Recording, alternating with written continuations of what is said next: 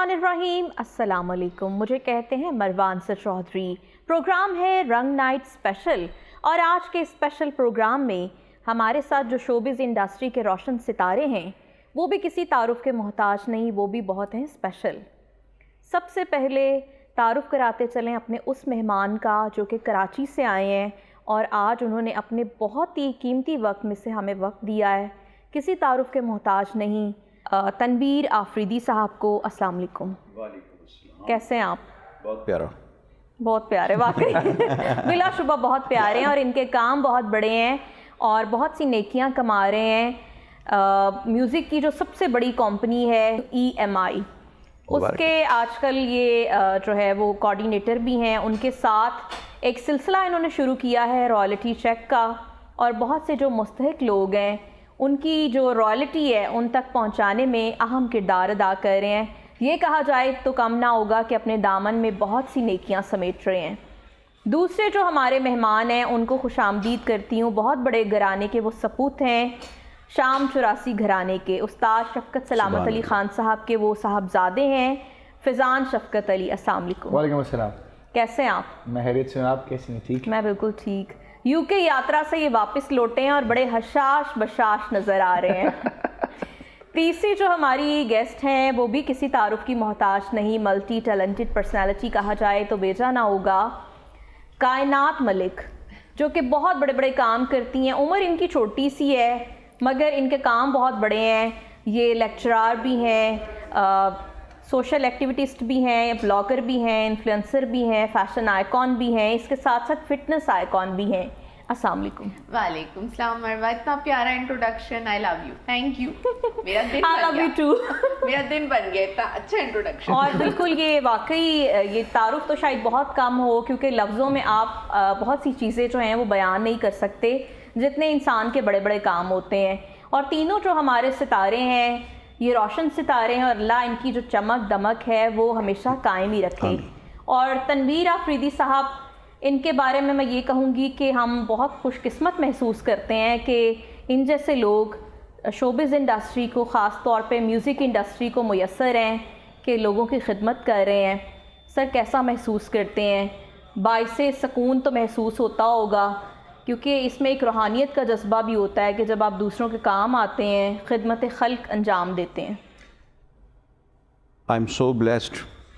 अल्लाह का करम है, उसकी बहुत रहमत है कि उसने इन ज़िम्मेदारियों के लिए मुझे चुना है।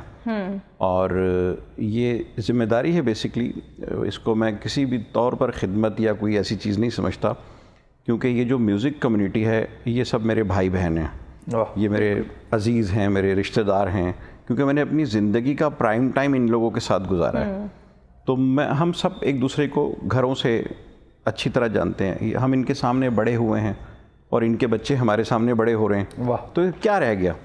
तो एक ही घर है। तो इसलिए अपने घर वालों के बारे में सोचना मैं समझता हूँ कि जिम्मेदारी है, ड्यूटी है। ज़बरदस्ती। और अल्लाह करे सबका ही ऐसा जज्बा हो और जिस नीयत से, जिस खुलूस के साथ ये आगे बढ़ रहे हैं, अल्लाह ताला इनको अजर अजीम अता फरमाए और ऐसे ही सभी नेकियां करते रहें, पहल करते रहें नेकियों में, क्योंकि ज़िंदगी बहुत मुख्तसर है। कब गुजर जाए, कब ख़त्म हो जाए, किस गली में ज़िंदगी की शाम हो जाए, कुछ पता नहीं। इसलिए जो भी नेकियां आपको समेटने का मौका मिले, अच्छे काम करने का मौका मिले, वो ज़रूर करें। और हमारे पास फ़िज़ान मौजूद हैं। फ़िज़ान, कैसा रहा आपका लंदन का टूर? जी माशाल्लाह, इट वाज वेरी गुड, बड़ा अच्छा रहा और मौसीकी की प्रमोशन पे भी काफ़ी काम हुआ, काफ़ी कॉन्सर्ट्स वगैरह भी हुए। तो अब वापसी हुई है मुल्क में, तो यहाँ पे तो हैरानी हो गई आके महंगाई देख कर। मैं जब गया था तो पेट्रोल आई थिंक 298 का था, आया हूँ तो 324 का है। हाय। अब मैं सोच रहा हूँ कि साइकिल एक ले ली जाए, फिटनेस के लिए भी अच्छा है और जेब के लिए भी। बिल्कुल ज़बरदस्त जी। आजकल सबका यही मसला है कि महंगाई जो है वो आसमान से बातें कर रही है। ज़िंदगी गुजारना जो है वो मुश्किल हो रहा है, चाहे वो अपर क्लास हो, चाहे वो मिडिल क्लास हो, और जो लोअर तबका है, तो जो लोग गरीब लोग हैं, वो तो बेचारे बस कसम पुरसी की ज़िंदगी बसर कर रहे हैं। अल्लाह ताला सब के हाल पे रहम फरमाए। कायनात, आप बहुत घूमती फिरती हैं, कोई फ़र्क पड़ा आपको? हाँ, फ्यूल के प्राइसेस तो मुझे भी लगते हैं। मैं बोला ना, देखिए ना, लगते हैं। 2 गवाहियां आ गई हैं, फर्क तो तीसरी पड़ा हमने इनसे है। खुद ही ले लेनी है। पहले जहाँ हम हर हफ्ते जाते होते थे, पता नहीं कितने PR इवेंट्स कर लेते होते थे, अब हम भी सोच रहे होते हैं यार नहीं अच्छे वाले पे जाएं, हर जगह नहीं जाना, हर जगह अच्छा। नहीं, अब जेब ना वो थोड़ा सा सोचना अच्छा, पड़ता है। PRs बड़ी मिलती हैं, प्रमोशंस भी और सब कुछ, तोहफे तोहफ जो है उनकी आमद का सिलसिला तो जारी रहता होगा। हाँ, वो जारी रहता है, वो बेस्ट पार्ट है, वो मजे का पार्ट है इस वक्त लाइफ, जब goodie bag मिलता है। हाँ, इस मुश्किल लाइफ में ये गुडी बैग्स जो हैं बहुत मजेदार और सहारा देते हैं। सर्द हवा का झोंका है ना, ताज़ा हवा का झोंका। ताज़ा हवा का एक झोंका छोटी है। खुशियाँ। बिल्कुल जी, छोटी खुशियाँ भी बहुत ज़रूरी हैं ज़िंदगी में, और तोहफे तोहफ़ देने से वैसे भी मोहब्बत बढ़ती है। तो सर तो खैर बहुत बड़े बड़े काम करते हैं, आपके तो तोहफे भी बहुत बड़े हैं सबके लिए, क्योंकि महंगाई के इस दौर में अगर किसी को उसका हक मिल रहा है तो ये बहुत बड़ी बात है। मरवा जी, ये भी अगेन EMI पाकिस्तान का जो प्लेटफॉर्म है, मेरा इदारा, ये रॉयल्टी का जो शोबा है मैं उसका निगरान हूँ, और कुछ पब्लिक रिलेशनिंग और कुछ आर्टिस्टों के साथ जो ताल्लुकात हैं हमारे, वो मेरे ज़िम्मे हैं। सही। तो बेसिकली ये ग्लोबली ना, हमारे यहाँ तो हर चीज़ देर से आती है, क्योंकि इकबाल ही देर से आता है। तो तो हमारे यहाँ भलाइयाँ भी, नेकियाँ भी देर से आती हैं। ये पूरी दुनिया में बहुत पुराना निज़ाम है रॉयल्टी देर का। आए दुरुस्त आए। देर आए दुरुस्त आए, बिल्कुल। रॉयल्टी का सिस्टम, और ये कानूनी जिम्मेदारी है हमारी, अखलाकी, समाजी, कानूनी, शरई जिम्मेदारी है कि मजदूर को उसका हक मिला, घर पे अच्छा, पहुंचना चाहिए। तनवीर अफरीदी साहब, पहले ये हुआ करता था कि बहुत से आर्टिस्ट इस दुनिया से कूच कर जाते थे, तब जाके उनका जो हक है उनको वो मिलता था, लेकिन अब आपने ये पिछले दिनों बड़ा अच्छा, बल्कि चंद दिन पहले बहुत ज़बरदस्त, आप इसी काम के लिए लाहौर आए, बहुत से आर्टिस्टों को आपने एक ही जगह पे, एक ही प्लेटफॉर्म पे इकट्ठा किया, और एक समा भी बन गया था कि हमारे इंडस्ट्री के बहुत बड़े बड़े नाम एक ही जगह पे इकट्ठे हैं, और फिर सबसे बढ़ के उनको ये खुशी थी कि आज उनको रॉयल्टी चेक मिल रहे हैं। वाह। और क्रेडिट गोज टू यू। नगमा साज ग्रुप ने भी बहुत अहम किरदार अदा किया लोगों को इकट्ठा करने में, लेकिन credit goes to EMI Pakistan. एक शख्सियत है जो हिडन है और जिसके पीछे लोग बहुत पड़े रहते हैं, उनका नाम है ज़ीशान चौधरी। वो EMI के COO हैं। अच्छा, ठीक है, हमारे दोस्त हैं, कंपनी को लीड करते हैं। बेसिकली वो रॉयल्टी जनरेट करने के लिए लड़ाइयाँ लड़ते हैं, कानूनी लड़ाई लड़ते हैं, कॉरपोरेट सेक्टर से पैसा जो जहाँ जहाँ गाने इस्तेमाल होते हैं, उसके नतीजे में ये रॉयल्टी के लिए जो फंड जनरेट होता है। वाह। अच्छा, और एक आदमी बेचारा अपने सर पर बहुत सारी बुराइयां ले लेता है, और मैं रॉयल्टी बांटने आता हूँ, मैं हीरो बन जाता हूँ। ये बेसिकली पूरी टीम है और इदारा और है। टीम वर्क ही होता है हमेशा, हर अच्छे काम के पीछे बहुत लोगों का किरदार होता है, और फिर ही सिलसिले आगे बढ़ते हैं। हमारे जो इदारे के जो सरबराहान हैं, अमीद रियाज भाई, वो खुद एक आर्टिस्ट हैं, थिएटर भी करते हैं, गिटार भी प्ले करते हैं। उनका बेटा सिम्फनी ऑर्केस्ट्रा कंडक्ट करता है माशाल्लाह। अच्छा। और उनके बड़े भाई अतीत रियाज साहब, वो राग इंसाइक्लोपीडिया हैं। और उनसे जो बड़े भाई नवीद भाई, वो भी थिएटर और क्रिएटिव फील्ड में करते हैं। ज़िया मोइनुद्दीन उनके मामू थे। तो बस आर्ट लवर घराना है। हाँ। मेरी जिम्मेदारी है, मैं भी आपको थोड़ा सा ये बताता चलूँ, ज़रा 1 मिनट मुझे दीजिए जी जी। कि ये रॉयल्टी जो है EMI शुरू से बांटती आ रही है।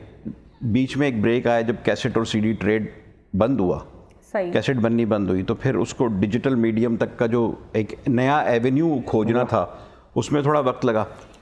अब मैं पिछले 5 सालों से ये जिम्मेदारी मैं निभा रहा हूँ, और पिछले 5 सालों में मैं ये तकरीबात तो कभी कभी हो जाती हैं, लेकिन 5 सालों में हर साल 6-7 मरतबा मैं लाहौर, इस्लामाबाद, पेशावर, सब जगह जाता हूँ। वहाँ के मकामी, गैर मकामी सब फनकारों को रॉयल्टी के चेक जो है वो देकर आता हूँ। और मैं घरों पे नॉक करके जब किसी को सरप्राइज़ देता हूँ कि जैसे हमारे मकबूल फरीद साबरी साहब कवाल जो हैं, उनकी मिसेज़ हॉस्पिटल में थी, मैं जाता रहता हूँ उनके घर। अच्छा। मेरी बाजी हैं, तो मैं गया उनको, मैंने फ़ोन किया, मैंने कहा बाजी किधर हैं?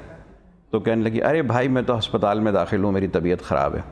तो मैं उनका चेक लेकर हॉस्पिटल चला गया। अच्छा। तो उन्होंने मुझे देखा रात के 12 बजे, तो एकदम खड़ी, तो उनके साहबजादे भी थे, कहने लगी कि अरे भाई आप, तो मैंने कहा हाँ जी, वो आप हॉस्पिटल में थी, वो मकबूल भाई ने आपके हॉस्पिटल का बिल भेजा है। देखे ना आपने कितनी एक तरह से उनकी मदद भी कर दी, और उनके लिए उस टाइम पे आपका आना उन्हीं के एक पैसे थे, नेमत से कम नहीं था। वो उन्हीं के पैसे थे। पहुंचा दिया ना देखिए उन्होंने। हक आज के दौर में आपके हकदार के पास पहुंचना भी बहुत बड़ी बात है। बात। ये EMI का क्रेडिट है कि वो मुझे इस बात का पाबंद करते हैं, बार बार परसू करते हैं कि भाई वो फलां का क्या हुआ, वहाँ चले गए थे, वाह। उनको दे दिए, उनसे मुलाकात हो गई। मैं तो इतना टाइट चल रहा होता हूँ कि इधर चेक दिया, उधर तस्वीर खींची कि जी ये ज़रा दे दें कि मैं एविडेंस है कि जी मैंने आपको चेक दे दिया आपको, क्योंकि ये भी बहुत ज़रूरी है, एविडेंस भी होना चाहिए ताकि जो लोग दूसरों का हक पहुंचा रहे हैं उनको ये पता हो कि हकदार के हाथ में हक पहुंच रहा है। पहुंच बिल्कुल। गया। तो सर नगमा साज ग्रुप ने कोरोना के दिनों में भी बहुत लोगों की मदद की, हम लोग बल्कि उसके ऐनी शाहिद भी हैं कि किस तरह कराची से आपने यहाँ लाहौर के लोगों को, आर्टिस्टों को oblige किया और उनकी मदद की और उनका सहारा बने। बहुत सी दुआएं यकीनन समेटी आपने। जब कोविड आया और काम बंद हो गया, हमारे साथ तो ये अलमिया रहता है कि रमज़ान में भी हमारा काम बंद होता है, मुहर्रम में भी हमारा काम बंद होता है। तो हम तो मतलब एंटरटेनर्स अगर हैं भी तो मतलब ये तो हमारी मजदूरी है, तो हम तो मेहनत करते हैं, अपना हमारा रोज़गार है।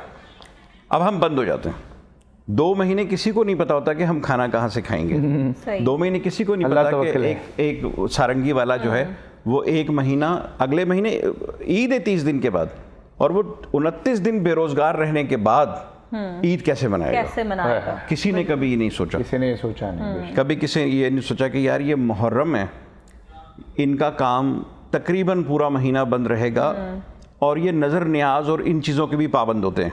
बिल्कुल। ठीक है, तो ये कैसे करेंगे? कसम से किसी को फिक्र नहीं है इस बात की। अल्लाह मदद कर, अल्लाह मदद करता है। अल्लाह मदद कर दे। बेशक ऐसे ही है। फिर कोविड में जो ये हुआ तो किसी ने हमारी इधर उधर मदद हो रही है, राशन बट रहे हैं, ये वो, हमारी कम्युनिटी की किसी को फिक्र नहीं थी। तो मैंने सबको इकट्ठा किया कराची में, मैंने कहा भाई ये करना है काम। कोई मिलने ही नहीं आता था डर के मारे, मतलब हाथ मिलाने के बाद अजमल दीवान मेरे साथ आए हुए, ये भी हाथ टिशू में पैसे लपेट के टूल प्लाजा वाले को देते थे कि जी ये पैसे, किसी को हाथ नहीं लगना। इतना खौफ फैला हुआ था। तो मैंने सबको कहा, हमारा दफ्तर भी बंद, मैंने अपने चेयरमैन से कहा, मैंने कहा जी मुझे राशन बांटना है, तो आप नगमा साज ग्रुप की कुछ मदद करें। सही। कहने लगे क्या मदद करें? कि मैंने कहा जी कोई 350-400 लोगों को राशन देना है, और तगड़ा राशन देना है, आर्ट्स काउंसिल वाला नहीं देना। तो कहने लगे कि अच्छा बजट बनाओ। मैंने बजट बनाया, 1.2 मिलियन उन्होंने मुझे सैंक्शन किए। अच्छा। और उन्होंने कहा कि आप बांटोगे कैसे? मैंने कहा जी वो मेरा काम है। मैंने पूरा डेटा कलेक्ट किया कराची के म्यूजिशियंस का, हैदराबाद के म्यूजिशियंस का, लाहौर के म्यूजिशियंस का, और अब ना ट्रेन चल रही है, ना प्लेन उड़ रहा है, ना बसेस चल रही हैं, कुछ नहीं है, सड़कें भी सन्नाटे वीरान। मैंने अपने दोस्तों से कहा, मैंने कहा मेरे साथ लाहौर चलोगे? 2 एक ने हामी भरी, और जिस दिन मैं जाने लगा वो भी दौड़ गए। अब मैं अकेला हूँ, और मैंने गाड़ी स्टार्ट की, और आप यकीन करें कराची से लाहौर अकेला आया ड्राइव करके। ज़बरदस्ती। अल्लाह ताला आपको इसका अजर दे, और बहुत बड़े काम इन्होंने किए कोरोना के दिनों में भी, और मज़ीद जो है वो कर रहे हैं, और इस्तकामत आपको मिले।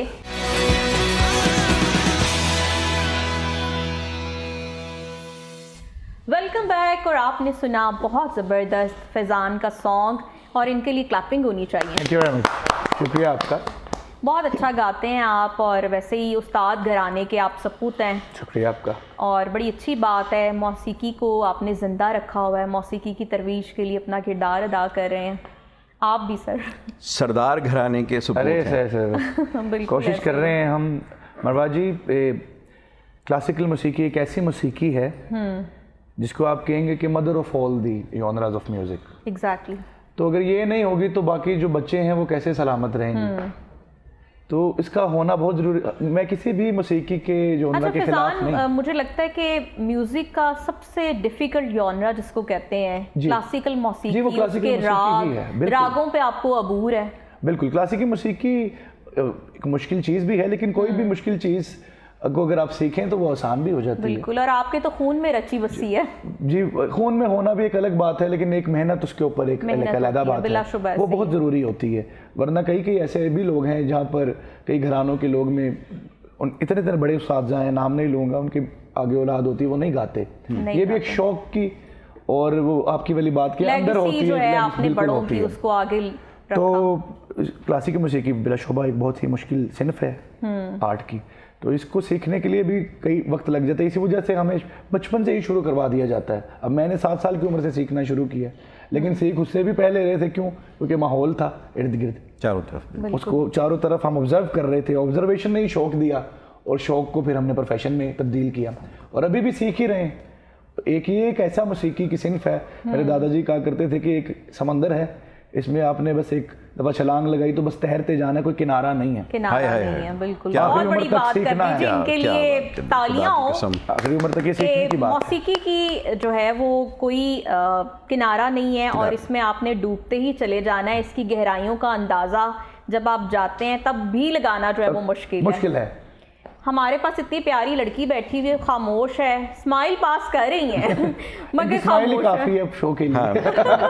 इतना अच्छा मुस्कुराती है माशाल्लाह। कायनात, आप चूंकि फैशन इंडस्ट्री में भी एक नाम है आपका, ड्रेसिंग सेंस बहुत ज़बरदस्त। साड़ी जो है वो बहुत मुश्किल लिबास है और उसको ज़ेबतन करना और जिस अंदाज से आप ज़ेबतन करती हैं, एक पूरा अगर साड़ी की बात आती है ब्लॉगिंग की दुनिया में, इन्फ्लुएंसिंग की, तो कायनात, जिसे प्यार से कुकू भी कहते हैं, कुकू सरे फहरिस्त होती हैं। ये साड़ी बांधना कहाँ से सीखा और ये शौक कहाँ से पैदा हुआ? ये मेरी जीन्स में है। ये मेरी फैमिली में जितनी भी लेडीज़ हैं, हम सबको बहुत शौक रहा है, तो मेरे में भी ऑफ कोर्स आ गया। नानो, मामा, माय सिस्टर, फिर मुझ में भी है। We all love saris. और हाँ, आपने सही कहा, लिबास तो मुश्किल है, इसे सिलवाना भी मुश्किल है, इसे पहनना भी मुश्किल है, लेकिन ये है कि बिकॉज शौक है हमें, तो फिर हम शौक का कोई मोल नहीं होता। हाँ, शौक है तो फिर आप कर लेते हैं। और आपने बिल्कुल सही कहा, मुझे तो जब मैं बाहर जाती हूँ, PR इवेंट्स जो मैं करती हूँ, मैं पब्लिसिस्ट भी हूँ, तो उसमें अक्सर मुझे ये खौफ होता है कि साड़ी ना पहनी तो ऐसा तो नहीं पहचानेंगे नहीं मुझे नहीं पहचान लेंगे। तो आप सिर्फ मुस्कुराइए, आपको पहचान लेंगे। तो हाँ जी, ये है एक पहचान बनी है जो मुझे बहुत पसंद है, मेरे स्टूडेंट्स को बहुत पसंद है। सारी यही मैं आपसे बात पूछना चाह रही थी कि एक तरफ टीचर का कॉन्सेप्ट कि टीचर बड़ी सख्त डंडे वाली और मार का एक तस्वुर आता है, लेकिन अब तो चलें स्लोगन आ गया कि मार नहीं प्यार, तो टीचर से ज़रा ये है कि अब मार नहीं पड़ सकती। नहीं, अब हम बहुत वक्त, लेकिन वो टीचर, एक तरफ वो टीचिंग का शोबा आपका, इतने अहम लेक्चर आप देती हैं, मार्केटिंग की दुनिया में छाई हुई हैं आप, और फिर उसके साथ ये blogging, influencing, fashion industry, fitness icon भी आप हैं। सो स्वीट जाना। बस अब वक्त बदल रहे हैं, अब स्टूडेंट्स उस तरह के नहीं रहे जैसे हुआ करते थे ना, वो खामोश या टीचर से डरने वाले। अब स्टूडेंट्स और टीचर का रिलेशन बहुत ऐसा है जैसे हम दोस्ती हैं, बहुत खुलकर जो सवाल उनके दिल में वो पूछते हैं, कोई चीज़ समझ ना आए सबक में तो पूछते हैं। ऐसी टीचर हो ना तो बच्चों को काबू करना भी मुश्किल हो जाता है। हम सोच रहे हैं हमारे दौर में कहाँ थी ऐसी टीचर। क्यों, हमारे साथ तो सैयद वजीर अली जाफरी साहब होते थे, इतना लंबा डंडा होता था उनके हाथ में। so sweet. अब वो ऐसा तो नहीं होता कि स्टूडेंट जो है वो मैसेज ही कर, मैम आप बहुत प्यारी लग रही है। नहीं, ये तो होता होगा। ये होता है, लेकिन अब उसमें मैं इनको, मेरे दोस्त हैं सारे। अच्छा चले, लड़कियां तो काबू में आ जाती है, लड़कों को कैसे कंट्रोल करती है? लड़के, नौजवान लड़के तो बहुत दिल फेंक होते हैं। नहीं, हो जाते हैं पढ़ाई में, थोड़ी फिर क्विज़ेस और टेस्ट्स वगैरह रख लेती हूँ तो सीधे हो जाते हैं। सीधे हो जाते हैं, मतलब सीधे करने का गुर भी आता है आपको? नहीं, they are very nice, jokes apart, बहुत अच्छे बच्चे हैं और बहुत रिस्पेक्टफुल हैं टीचर्स की तरफ, और बहुत दिल से पढ़ते भी हैं, बहुत मुझे रिस्पेक्ट देते हैं। तो आई एम वेरी हैप्पी, मुझे बहुत पसंद है मेरा जो भी टीचिंग का माहौल है आजकल। I am very happy with the field. सही हो गया। तो ये इयररिंग्स और सब कुछ कैरी कैसे कर लेती हैं? ओह, ये अगेन वही मरवा, ये शौक की बात होती है। शौक हो तो आपके कान जितने भी दुख रहे हो आप कैरी कर लेते हैं। मतलब दुख रहे हैं, दुख रहे हाँ, कम से कम आधा पाव तो एक साइड पर है। लेकिन ये है कि फैशन का हमेशा से शौक था बचपन से, और मेरे पास तो दुनिया की अच्छा, कौन सी आपको तो सारी मॉडल बनना चाहिए था।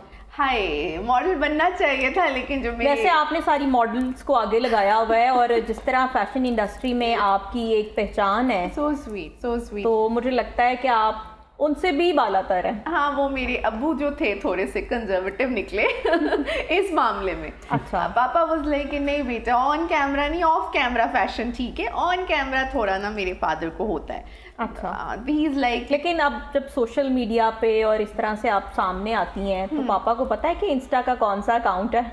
नहीं, इंस्टा मेरा प्राइवेट ही है, वो अच्छा। मुझे रखना पड़ता है प्राइवेट। उसका रीज़न ये है कि स्टूडेंट्स भी हैं, मेरी फील्ड जो दूसरी है एजुकेशनिस्ट की, वो बिल्कुल ऑपोजिट है। सो और ऑल्सो आपने बहुत अच्छा पॉइंट बोला है मरवा, हम बड़े केयरफुल होते हैं टू अपलोड कि हम क्या अपलोड कर रहे हैं, बिकॉज अब तो ये है कि छोटी छोटी बातों पे आप यकीन करें अकाउंट्स बंद कर दिए जाते हैं या हैकिंग हो जाती है, बहुत कुछ। मतलब हम केयरफुल इन मामलों में होते हैं कि ना हम अच्छा कंटेंट अपलोड करें, अच्छे रिव्यूज, सच्चे रिव्यूज अपलोड करें। कितने मैसेज आते हैं? इनबॉक्स तो फुल होता होगा। इनबॉक्स नहीं, ऐसा लोगों को लगता है पर ऐसा है नहीं। अब मुझे मेरी जो दोस्त हैं जिनके ऑफ कोर्स पब्लिक अकाउंट्स हैं, उनके साथ पिक्चर लग जाए तो फिर बहुत आते हैं, वरना सही सही आते हैं, इतने नहीं। अच्छा, सही सही आते हैं। अच्छा चलिए, जो नहीं फॉलो कर रहे वो कर लें फॉलो। अच्छा सर, आपकी तरफ आती हूँ। सोशल मीडिया एक अहम किरदार है उसका भी, मगर अनफॉर्चुनेटली अब जो देखने में आ रहा है, जैसे कि आप सिंगर हैं, हमारे लेजेंड गायक हैं, और आपने बहुत लोगों को टफ टाइम दिया, चाहे वो जवाद अहमद हों, इब्रारुल हक और बहुत से ऐसे लोग। आपके गाने ऐसे थे कि हर इवेंट का हिस्सा हुआ करते थे, और अभी भी हैं, ज़ुबान ज़द आम है। अगर ठुमक ठुमक की बात करें, और दिल, वो कौन सा गाना, दिल तेरे नाम, वो बहुत ज़बरदस्त, वो भी इन्फ्लुएंसर गाना। अच्छा सर, तो ऐसे में अब जो एक ट्रेंड चल पड़ा है कि देखा ये नहीं जाता कि कंटेंट क्या है, आर्टिस्ट कितना बड़ा है। अब ये देखा जाता है, अच्छा इसके फॉलोअर्स कितने हैं, इसकी लाइकिंग कितनी है, बेशक उसने वो पैसे दे के बढ़वाए हों। हाँ, किसी को बुरा अगर लग रहा है, वैसे सच्ची बातें करनी चाहिए। रियलिटी, हाँ, इट्स अ फैक्ट। जिसको बुरा लग रहा है भले लगे, लेकिन बात यही है कि जो गाना एग्जिस्ट करता है ना, वो गाना आपको गलियों में, मोहल्लों में, बसों में, आपको सोसाइटी में नजर आएगा, सुनाई देगा। बहुत अच्छा बात, ठीक है ना। तो जिसके व्यूज 10 मिलियन हैं और ना मैंने सुना है ना खान साहब ने सुना है, तो फिटे ना मुंह ना हो उस गाने का। वो गाना क्या होगा जिस गाने को आर्टिस्ट ने ही नहीं सुना? हाँ अपने खुद उसको नहीं, उसके घर वालों को नहीं जिस पता। आर्टिस्ट ने ही नहीं सुना भाई देखें, आर्टिस्ट कम्युनिटी का गाना हर आर्टिस्ट को पता होता है। जैसा की बात की मैं तजवीज़ दे रहा हूँ। अच्छा, अभी आप यूके से आए हैं वापस, जी, आपकी मुलाकात हुई चाहत फतेह अली खान से? जी, चाहत फतेह अली खान साहब से मैं दुआ करता रहूं कि मुलाकात ना हो, वो शुक्र है कि नहीं हुई। अच्छा। और वो भी जो अपना काम कर रहे हैं, ठीक कर रहे हैं, वो कॉमेडी कर रहे हैं। नहीं, लेकिन आपको गुस्सा नहीं आता? इतने बड़े घराने के आप सपूत हैं, और जब म्यूजिक का कोई इतना बिगाड़ पैदा कर दे म्यूजिक में, तो गुस्सा तो आता है। जी, डेफिनेटली गुस्सा तो आता है, क्योंकि हमारे मुल्क में आगे मौसीकी को कुछ नहीं समझा जाता जी। और आगे से मौसीकी की एक अलग शक्ल पेश कर दी जाए तो वो गुस्सा तो आता है। लेकिन उनको बुरा इसलिए नहीं कह सकते, उनका भी जरिया माश बना हुआ है बेचारे का। तो भाई वो कबाड़ खाने में जाए, उसका जरिया माश वो मतलब यार कंडक्टरी करे किसी बस में।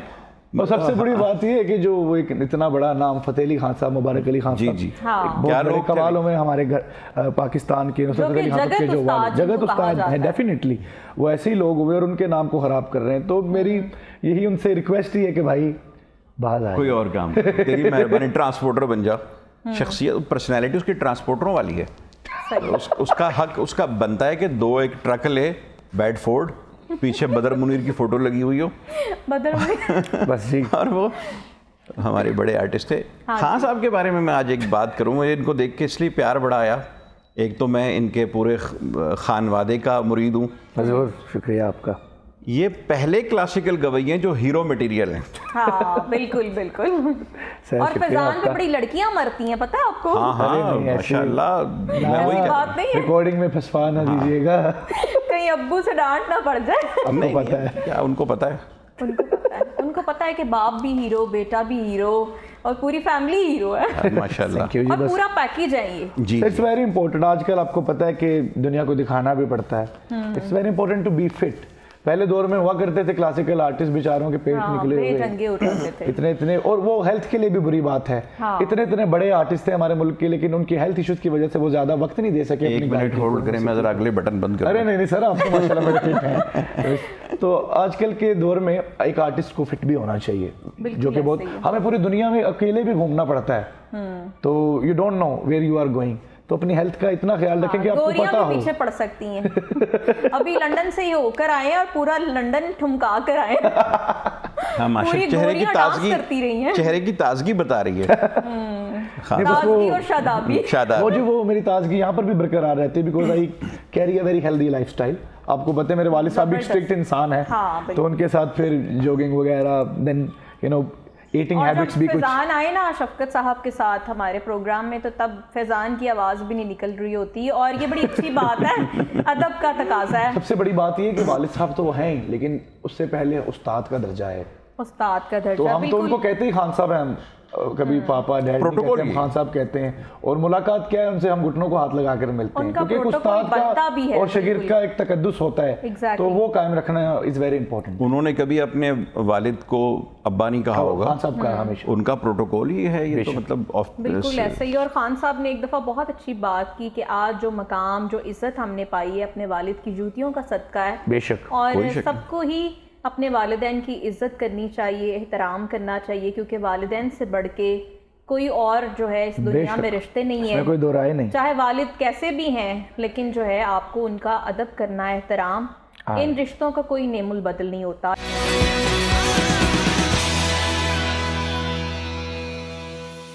Welcome back. और ब्रेक पे जाने से पहले बहुत ज़बरदस्त गाना जो कि सदाबहार सॉन्ग है तनवीर आफरीदी साहब का हमने सुना, और इनके लिए भरपूर तालियां। खूबसूरत। बहुत बड़े, जिस तरह से ये इंसान है इसी तरह से इनका काम है, और हमेशा जिंदा और जागजी रहेगा ता क़यामत। सुनने वाले जो हैं इनके सहर में हमेशा ही मुब्तला रहेंगे। बेशक सर, कुछ नए प्रोजेक्ट्स चल रहे हैं? जी बिल्कुल, नए प्रोजेक्ट्स चल रहे हैं। अभी मैंने पश्तो मौसीकी में कुछ नया काम करने की कोशिश की है, वाह। अच्छा, ज़बरदस्त। और थोड़े से पार्टी सॉन्ग्स जो पश्तो रिवायत से हट करें, या तो वो बहुत हिट होंगे या बहुत फ्लॉप होंगे, सही। दोनों बीच का जिद्दत तो इज वेरी इंपॉर्टेंट सर। जिद्दत कर रहे हैं आप, ये बड़ा म्यूजिक की खूबसूरती ही जिद्दत है। बिल्कुल बिल्कुल ऐसा ही है। वक्त के साथ साथ जिद्दत जो है वो आनी चाहिए हर काम में। 360 डिग्री जो है ना, क्या वो एक बोलते हैं ना उसको, बिल्कुल एकदम चेंज है वो। और ऐसी चीज़ें या तो क्लिक होती हैं या फिर गालियाँ पड़ती हमें हैं। तो इंतजार है हजूर बेसब्री से। अच्छा, आपके पास एक इतनी प्यारी सी लड़की बैठी हुई जी। है, दोनों सॉन्ग्स बनाते हैं, वीडियो भी बनाते हैं, किसी ने ऑफर ही नहीं की इस लड़की को? वही बात है कि इनके अब्बा बड़े डाढ़े लग रहे हैं मुझे तो इसलिए आपके अब्बा से डर गए? हाँ, वो इनको बिहाइंड द कैमरा रख रहे हैं, तो हम अगर इन फ्रंट ऑफ कैमरे की बिहाइंड द कैमरा नहीं रहती। नहीं, मैं तो अपने आने वाले गाने की पीआर दूंगा कुकू जी को। हाँ, चलिए ज़बरदस्त जी, एक काम तो मिल गया। हाँ, मैं इनको सफ़े अव्वल के किसी डायरेक्टर के साथ अपने गाने की लीड मॉडल लूंगा और इनके साथ इनकी तरह का कोई हीरो रखूंगा। ज़बरदस्त जी, बहुत ज़बरदस्त। थैंक तो कायनात आपको ऑफर्स तो आती रहती हैं, सोचा कि मैं जाऊं इस जानिब? मरवा वही थोड़ा सा डर अब्बा जी। अब्बा का। हाँ जी, अब्बा जी भी, और उसके साथ अच्छा, अब आपने अब्बा जी की दस्तरस से निकल के कब अपना हीरो जो है ना तलाश करना है? हाय, वो जिस दिन हो मिल सकता है गया- वो भी मना कर रहे हों। नहीं, वो तो बड़े खुश होंगे। हीरो मिल गया तो बड़े देखा खुश आपने? होंगे। इसका मतलब मिल गया हीरो। नहीं, अभी तो नहीं, बट मे बी तलाश जारी है। तलाश जारी है। हमें बताएं ना क्या क्वालिटीज चाहिए आपको, कोई हेल्प करें आपकी। बस अच्छे इंसान होने चाहिए। ये सबसे बड़ी खूबी होनी चाहिए। बेशक बिल्कुल ऐसे ही है, अच्छे इंसान और अच्छी इंसान हाँ। ये जिंदगी में बहुत जरूरी बहुत ज़रूरी है, बहुत ज़रूरी है। मुझे एक इंसान बता दें जो अपने आप को अच्छा ना समझता हो। हमारे यहाँ। ये भी बड़ा खुद मसला पसंदी है, भी एक बहुत बड़ी बात है। हाँ, ये भी बहुत मसला है। लेकिन एक ये भी हर बात है, negative बंदा खुद अपने आप पसंदी भी ना को अच्छा दो बोलता है। पहलू है, नेगेटिव और पॉजिटिव। बिल्कुल। अगर एक इंसान पॉजिटिव है तो वो अपने आप से प्यार करेगा तो वो किसी और को भी कर सकेगा। बिल्कुल जिसको अपने से ही प्यार नहीं, उसको किसी से भी हाँ। किसी से प्यार नहीं हाय होता, ये बड़ी बात है। अच्छी बात है। खान साहब आपके पहलू में बैठ के बड़ी बड़ी बातें कर रहे हैं। अरे अब बात क्या है कि ये बड़ी बड़ी बातें हमने बड़े बड़े से ही सुनी, ये उनसे इनहेरिट की हुई बातें हैं, क्योंकि हमारी जो बैठक है वो ऐसे ही इन जैसे दानिश्वर लोगों के साथ है, ऐसे बड़े बड़े मैच्योर लोग, तो उनके जो 40-45 साल के एक्सपीरियंसेस हैं वो जब हमें बताते हैं तो हम मतलब किसी यंग एज में वो कैरी कर लेते हैं और सीख लेते हैं। तो एक बुजुर्गों के साथ बैठने का मतलब कि मैं ये बात नहीं कर रहा कि वो लाठी वाले बुजुर्ग, जो जहन के बुजुर्ग होते हैं उनकी बात कर रहा हूं, तजुर्बाकार लोग उनकी बात कर रहा हूं, उनके साथ बैठने का और कहा भी ये एक सिला जाता है कि अपने से बड़े लोगों में, आप अपने से ज्यादा मुशाहिदे वाले लोगों में, जो तजर्बे में आपसे ज्यादा हो, उनके पास ही आपको इंसान बैठना चाहिए। कई आप बुराइयों से सीखते बच हैं। जाता है उनके मोरल जैसे से। कुकू ने कहा मैंने बहुत कुछ लर्न किया आज, वैसे क्या क्या लर्न किया? मुझे म्यूज़िक का इतना आइडिया नहीं था। जैसे कि मुझे आज EMI का पता चला है और कि ये ऑर्गेनाइजेशन कितना कुछ कर रही है। पाकिस्तान की सबसे बड़ी म्यूजिक कंपनी है, और सबसे पहली जी पहली। और ये कि ये क्या क्या कर रहे हैं और क्या क्या कर रहे हैं जो हमारे हिडन टैलेंट है उनके लिए, लोग जैसे कि सर ने बोला, लोग जिनको सब भूले होते हैं उनको निकाल के उनका ख्याल रखना, आर्ट के रिवाइवल में काम कर रहे हैं, विच इज़ वंडरफुल। ये मुझे आज पता चले और मैं कॉन्ग्रेचुलेट करती हूँ। मैं भी बहुत ऑनर फील करती हूँ कि इतने बड़े लोगों के साथ आपने बिल्कुल ऐसे ही। और आज वाकई हमारे स्टूडियोज में रौनक लग गई है कि हमारे पास इतने बड़े लोग इस वक्त मौजूद हैं। 4 चांद लग गए हैं हमारे इस प्रोग्राम को। तनवीर छोटी सी आफरीदी साहब के कराची से लाहौर आने तक बहुत अच्छी बात है जी। एक छोटी सी अर्ज कर दूँ, एक याद है बड़ी खान साहब, उस्ताद सलामत अली खान साहब अलैहि रहमा, उनके बारे में आप यकीन करें, मैं एक मरतबा PTV का एक गाना था, तो मेरे उस्ताद जी की कॉम्पोजिशन थी, निसार बज़मी साहब। अच्छा। तो मैंने वो गाना गाया, पहली दफ़ा उस्ताद जी से मुझे शाबाश मिली, ज़बरदस्त। और वो शाबाश का जो इनाम था वो उन्होंने मुझे ये दिया कि आज मैं तुम्हें एक ऐसी शख्सियत के साथ खाना खिलाऊंगा कि तुम ज़िंदगी भर याद रखोगे। मैं ये लम्हा वो याद करता हूँ, और आज ज़िंदगी उसके बाद भी मतलब 25-26 साल की गुजर गई है, तो मेरे रोंगटे खड़े हो जाते हैं कि उस फ़कीर ने, उस वक्त दरवेश ने ये बात कही थी कि तुम ज़िंदगी भर याद रखोगे, तो आज ज़िंदगी भर याद है मुझे। और आप यकीन करें वो शख्सियत थी उस्ताद सलामत अली खान साहब, और जावेद अल्लाह दित्ता साहब हमारे म्यूज़िक डायरेक्टर, उनके घर पर वो डिनर था। उस्ताद जी मुझे साथ ले गए, और मैं सारे रास्ते ये सोचता हुआ जा रहा था कि मैं बैठूंगा कैसे, मैं कपड़े कैसे सीधे करूंगा, मैं अपने गले की खुश्की कैसे दूर करूंगा, खाना कैसे खाऊंगा। खाना तो खा ही नहीं सकता, मैं चबाऊंगा, मेरे मुंह से कोई आवाज़ निकलेगी, कुछ मेरे से चावल गिर गया। बेइंतहा तहफ़्फ़ुज़ात थे मेरे दिमाग में कि वो शहनशाह हैं मौसीकी के, इतने बड़े लोग। और मैंने कहा उस्ताद जी ने कहाँ फंसा दिया यार। अच्छा, अब उनका दीदार भी करना है। तो जब मैं वहाँ एंटर हुआ हूँ उस्ताद जी के पीछे, तो मैंने खान साहब की जो शाही जूते होते हैं वो मैंने देखे। अच्छा, ज़बरदस्त। मैंने कहा यार इनका तो मतलब पहनावा ही बहुत आला है, जूतों से इंसान पहचान। अच्छा, खान साहब के इतना ज़बरदस्त लाइफ स्टाइल, और फिर उनकी शॉल और उनके कुर्ते, और जितने वो सादा थे। तो मैंने उस गुफ्तगू में एक बात कशीद की कि खान साहब फरमाने लगे कि निसार भाई सारी ज़िंदगी मेहनत की, आया कुछ नहीं। तो उसके बाद मुझे जितने भी लोगों ने बताया ना कि उनको बहुत कुछ आता है, वो सारे मेरी नज़रों से गिर गए। क्योंकि मैं सलामत खान से ये सुन चुका था कि कुछ नहीं आया, फिर मेहदी हसन साहब से भी ये सुना। और ये बड़े आला ज़र्फ लोगों की निशानी होती बड़े है कि लोगों जिनके की। पास इतना इल्म का खजाना होता है, मगर वो इससे मानने से इनकारी होते हैं। उनका ये ख्याल होता है कि हर दिन सीखने का दिन है। दुनिया सरदार मान रही है। देखिए, हमने तानसेन को नहीं देखा, हमने सलामत खान साहब को देखा। बिल्कुल ऐसे ही है। तो वो हमारे तानसेन थे, और हमने इस सदी में इनसे बड़ा गायक घराना नहीं दे, हमारे मुशाहिदे में नहीं। आपका बस हम भी कोशिश कर रहे हैं कि उस लेगेसी को बरकरार रख सके, और ये जो काम है ये कोशिश का ही है।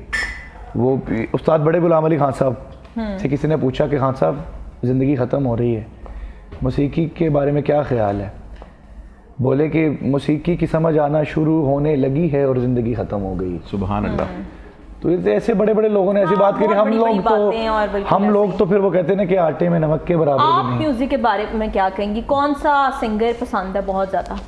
मुझे तो म्यूज़िक सारे ही पसंद है। मुझे मेरी चॉइस वैसे इससे पहले थोड़ी वेस्टर्न थी, लेकिन अब मुझे मेरा दिल चाह रहा है इन सबको सुन के कि मैं भी क्लासिकल, हाँ क्लासिकल मैं भी अब सुनूंगी। Music is the best thing in life. Music सबसे खूबसूरत चीज़ है और सलूट है उन सब लोगों को जो इस म्यूज़िक को ज़िंदा रखते हैं, यू नो, इसमें काम करते हैं और यू नो हमें सुकून देते हैं अपनी आवाज़ के थ्रू। क्योंकि मौसीकी वैसे भी रूह की गज़ा है बेशक, और बड़ा ज़रूरी है। और कहा यह जाता है कि इंसान के जो मूड हैं वो स्विंग करते हैं। हाँ, और हर मूड पे एक नया गाना आप सुनना चाहते हैं। बिल्कुल ऐसा ही है, बिल्कुल ऐसा ही है। और music is the best thing, मैं बस इतना कहूँगी। मैं बहुत खुश हूँ कि मैं आज यहाँ आई हूँ। आज सब बैठे हुए हैं आपके पास, दोनों यकीनन फूडी हैं, फूडी आप भी हैं क्योंकि जिस तरह से आपकी वो पोस्टिंग हो रही होती है खाने पीने की चीज़ों की, मुंह में पानी तो आप सबके लेकर आ रही होती है बेशक। तो कभी खान साहबों वाले खाने खाए हैं, करेले गोश्त, धनिया गोश्त? आज सर ने मुझे ऑफ कैमरा प्रॉमिस किया है कि सर मुझे करेले खिलाएंगे। डेफिनेटली जब आप कहेंगे। और उसमें धनिया भी ना, धनिया गोश्त, धनिया गोश्त ला दो और एक कीमा आलू। हाँ जी, कीमा आलू, करेले, कीमा कचनार, कहेंगे हम हाजिर हैं आपके लिए। नहीं, I am really looking forward to it, इस तरह के ओरिजिनल क्लास। बल्कि मैं आपको ऑयल खाने तो 19 तो 20 अक्टूबर को आप आइए याद सलामत में, आपको वहाँ पर ही हम कीमा बल्कि हम खिला अपने देंगे। देखने वालों को बताएं कि बहुत ज़बरदस्त याद सलामत जो कि हर साल एक म्यूज़िक फेस्टिवल होता है, क्लासिकल म्यूज़िक फेस्टिवल, जिसमें बहुत बड़े बड़े गुलकार आते हैं और जो सही मानों में जिनको उस्ताद कहा जाता है वो लोग शिरकत करते हैं। और मुझे लगता है साल का सबसे बड़ा वो इवेंट जी, मैं इस बारे में थोड़ा बताना चाहूँगा कि हमारी एक ऑर्गेनाइजेशन है शाम चौरासी म्यूजिक सर्कल, जिसको पिछले 30 साल से बुनियाद उस्ताद सलामत अली खान साहब ने रखी उसकी सही म्यूज़िक प्रमोशन के लिए, पाकिस्तान में क्लासिकल म्यूज़िक के प्रमोशन के लिए। और जब उस्ताद खान साहब सलामत अली खान साहब का इंतकाल हुआ तो फिर मेरे वालिद साहब ने एज ए चेयरपर्सन उसको ज्वाइन किया और अभी मैं भी उसके वाइस प्रेसिडेंट की हैसियत से सरअंजाम दे रहा हूं। 2 लाइन्स तो सुनाएं, मुझे याद आ जी, मैं इसके बाद लाइन पर ही आ रहा हूँ। तो याद सलामत जो है ये पिछले 23 साल से, जब से उस्ताद सलामत अली खान साहब का इंतकाल हुआ, ये ट्रिब्यूट खान साहब को होता है और ये पाकिस्तान का इस वक्त सबसे बड़ा म्यूज़िक फेस्टिवल बन चुका है, जो कि हमारे चंद सबसे बड़े क्लासिकल म्यूज़िक के फेस्टिवल हैं। उनमें से ये फेस्टिवल है। तो 19 और 20 अक्टूबर को ये हो रहा है। सभी जितने भी देखने वाले सबको दावत आम है। It's a free entry show. आइए और म्यूज़िक का और कायनात मजा उठाएं। कायनात तो मैं बोल चुका हूँ कि आप ज़रूर आइए। बिल्कुल। और एक बंदिश सुना देता हूँ जी, जो कि उस्ताद सलामत अली खान साहब ने एक जलसागर एक फिल्म हुई 1958 में रिलीज हुई थी। इसके डायरेक्टर थे सत्याजीत रोय और उसमें उस्ताद सलामत अली खान साहब ने ये मियाँ के मल्हार की बंदिश सुनाई थी। राग मियाँ की मल्हार बहुत बड़ा राग है। रवायतें हैं कि मियाँ तानसेन जी ने इस राग को बनाया। इजाज़त है हुजूर आपकी, गलती हो जाए तो माफ़ कीजिए। बिस्मिल्लाह बिस्मिल्लाह। तो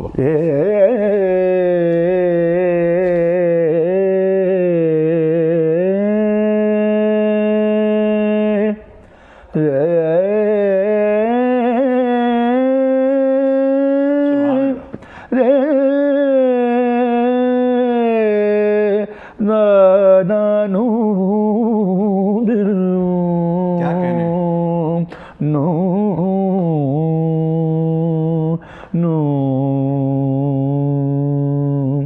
जल रस बूंदे ना बरसे, जल रस बूंदे ना बरसे, पिया मिलन को जे रातर से, जल रस बूंदे ना बरसे, जो जो आवत गोर बदरिया, जो जो आवत गोर बदरिया, मोरी अखियां तर रे,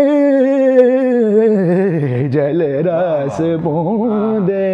सारे बम पानी दानी दरी निदा दानी बम ग ग गम पानी नी नी दानी दरी निदा दानी बम ग गम रे था, जल रस बू, जल रस बू, जल रस बूंदे ना बरसे। सुभान अल्लाह। Thank you, beautiful. और बहुत शुक्रिया। उम्दगी से इन्होंने ये पेश किया और इसमें सुरों का इस्तेमाल जिस तरह से किया, जैसे राग इन्होंने बिखेरे, माहौल की रनाइयाँ जो हैं वो भी यकीनन झूम उठी और आप लोगों ने भी बहुत इंजॉय किया होगा। इतनी अहम शख्सियात के साथ आज हमने आपकी कराई है मुलाकात। हम इजाज़त चाहते हैं क्योंकि प्रोग्राम का वक्त ख़त्म हो गया, बातों का सिलसिला तो जारी रहा, वक्त जो है जैसे पंख लगा के उड़ गया। कायनात ने भी बहुत अच्छी बातें की और तनवीर आफरीदी साहब का यहाँ आना हमारे लिए बाइसे फ़ख्र है, बाइसे इज़्ज़त है कि वो हमारे पास आए। और फैज़ान का तो किरदार बहुत बड़ा है कि बहुत बड़े घराने से हैं और बहुत अच्छा गाया। मुझे दीजिएगा इजाज़त, अगले हफ्ते फिर हाजिर होंगे, नए मेहमानों के साथ करवाएंगे आपकी मुलाकात। अल्लाह हाफ़िज़।